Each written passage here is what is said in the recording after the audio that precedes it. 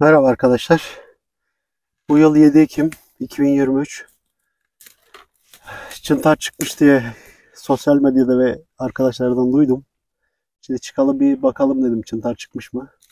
Dolaşalım bakalım ama Allah'ın izniyle çıkmış. Burası Denizli, Honaz. Denizli Honaz'da çıntar çıkmış arkadaşlar. Sezonun ilk çıntarlarını da bulduk. Bakın. Bakın arkadaşlar. Evet, gördüğünüz gibi gayet güzel olmuş. Çevresine bakmaya devam edelim biz bunların. Mutlaka ki çevresinde vardır. Bulduysanız da çevresine güzelce bakın arkadaşlar. Baktığımız bölgeler böyle. Şu anda yağışlı olan bölgelerde oluyor sadece. Yağış belli başlı bölgelerde oldu. Ona göre bakalım gerisini bulabileceğiz mi, göreceğiz. Çevresine baktık. Bulamadık. Şimdi bunları bir keselim arkadaşlar. Sonra avımıza devam edeceğiz. Hay maşallah. Allah'ın ne nimetleri var arkadaşlar. Şunlara bakar mısınız? Evet. Şu ufak olanı da özellikle şöyle örtüyorum. O kalsın. Büyüdüğünde bu taraflara gelirsek alırız. Gelmezsek almayız. Arkadaşlar 2023 sezon açıldı. Çıntar Kanlıca mantarı sezonu açılmıştır. Bekleriz. Bakın arkadaşlar. Çıntarın olduğu bölgelerde yabani mantar da bol oluyor. Ama tabii ki dikkatinizi çekerse bu çıntar değil. Dikkat edelim. Bu çıntar değil. Bakın şekline, şemaline. Altı sapı her yer kahverengi. Bu kahverengi turuncu değil. Çıntar değil. Lütfen dikkatli olalım. Bilmediğimiz mantarı da almayalım arkadaşlar. Kuzu göbeği, çıntar. Ondan sonra diğer mantarlar arkadaşlar. Biraz tecrübe, biraz da şans işidir. Ne kadar iyi bilseniz de şansınız varsa bulursunuz. Yoksa da bulamazsınız yani. Çok iyi ama tecrübeyi gerektiren yerde hangi bölgede olduğunu iyi bilmektir. Bunun tohumu bir yerde varsa sürekli oralarda her yıl olur. Dediğim gibi olduğu bölgeyi bilirseniz bulması daha kolay olur arkadaşlar. Gerisi de biraz da şansınız yaver giderse mantar toplaması kolaydır. Bakalım. Dolaşıyoruz. Bugün ilk başta 2 tane ben buldum. 2-3 daha var. Bakalım ne kadar çıkacak. Güzel olan bu şekilde ormanlarda dolaşması, temiz hava alması. Çıntar bulursak da veya kanlıca mantarı da bulursak da o da ekstrası arkadaşlar. İnsanlık gerçekten de doğaya çıktığı zaman yaşadığını hissediyor. Benim mesleğimin biraz kötü tarafı, sabahtan akşama kapalı odada bilgisayar başında çalışmak zorundayım. Ondan dolayı da o bana kapalı kalmak çok yoruyor beni. Ondan dolayı böyle gezip dolaşması, dağlara çıkıp mantar toplayıp balık avlaması, benzeri aktivitelerin hepsi çok hoşuma gidiyor arkadaşlar. Ondan dolayı çok seviyorum. Bakalım. Biraz daha dolaşalım. Daha kısmetimizde bir şeyler varsa buluruz. Evet arkadaşlar bakın. Kısmetimiz burada.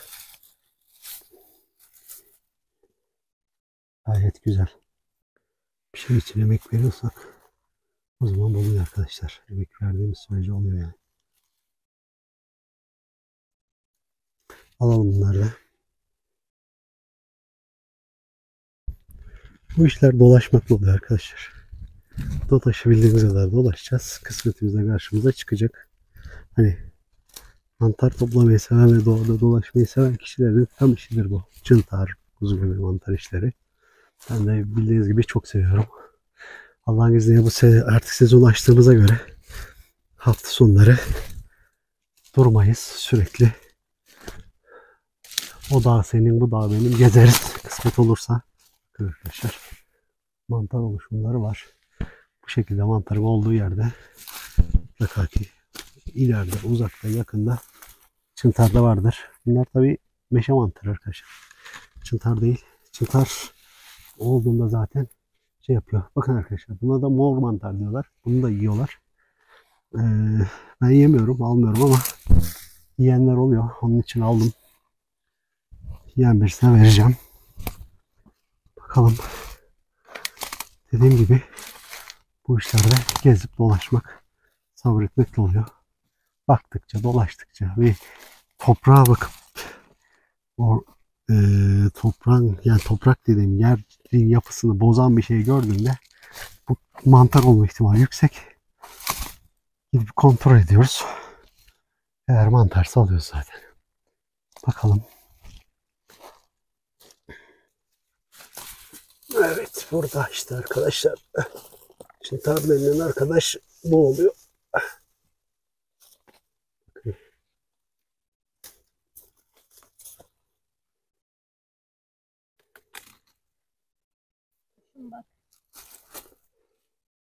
Biber mi? Evet. Doğrudur abi ya. Görmüyoruz. Görmüyoruz. Evet, bakın arkadaşlar. Arda arda bir bulunduğu yerde aynen böyle seri şekilde bulunup gidiyor. Önemli olan dikkatli bakmak.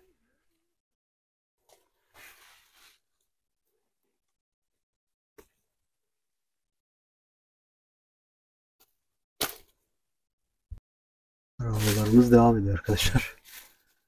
Dolaşıyoruz. Bizle beraber siz de dolaşın böyle. Bulsak da bulmasak da biraz. Hadi bakalım.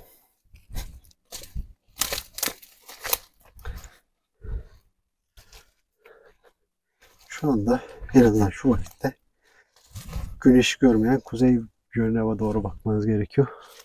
Direkt güneş bakan yerler kuruduğu için, toprak güneş kuruttuğu için, nemi aldığı için olmuyor arkadaşlar.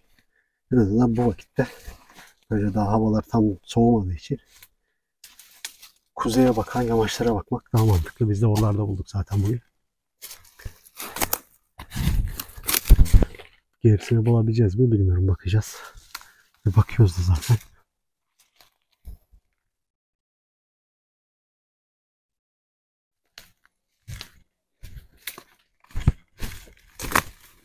Bakın arkadaşlar. Biz buna davşanak deriz. Davşanağın altında nasıl böyle kendini dışarı doğru atmış. Bakın. Şurada olma ihtimali de var. Çünkü kabarmış. Görüyorsunuz. Ama bu farklı bir mantar. Bakın. Altı beyaz. Ama bu çıntar ise şöyle bakarsanız altını görüyorsunuz. Renk farkını. Bundan dolayı ayırt etmesi basit. Siz de ayırt edebilirsiniz. Dolaşmaya devam edelim biraz da. Bakalım çevresine iyi bakın. Bakın mor mantar. Bunlar zaten olduğu yerde hep beraber olur arkadaşlar. Ayrı ayrı yerlerde olmazlar. Onun için bir bulduğunuz yerin çevresine dikkatlice bakın. Ben de öyle yapıyorum şimdi. Buraları dikkatlice inceleyeceğim.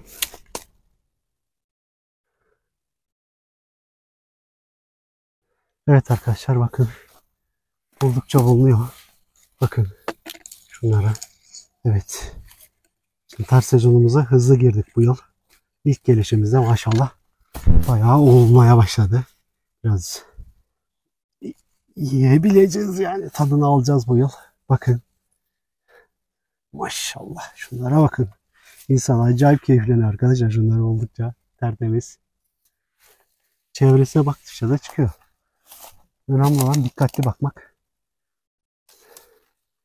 Sadece dikkatli bakacağız arkadaşlar. Çıkıyor zaten. Açıkçası. Bakın. Güzelce inceleyelim. Önce bir tanesini görüyorsunuz. Sonra arkasından diğerlerini de bulmaya başlıyorsunuz zaten. Öylelikle oluyor. Evet arkadaşlar, şu topladığımızı alalım. Evet. Bakın şimdilik şu kadar. Yaklaşık 1,5 kilo falan oldu. Devam edelim. Daha 1 saat falan bir süremiz oldu. Bakın. Bunu görmemiştim. Az kalsın bırakıp gidiyordum. Ama son anda kovayı gösterirken gözüme çarptı. Bakın. Vay maşallah. İnsan Gerçekten de buldukça daha bir keyifli oluyor arkadaşlar bu iş. Bakalım. Bunun sanki buralarda biraz daha var gibi görünüyor. Bulacağız herhalde. Manzaramız da böyle arkadaşlar.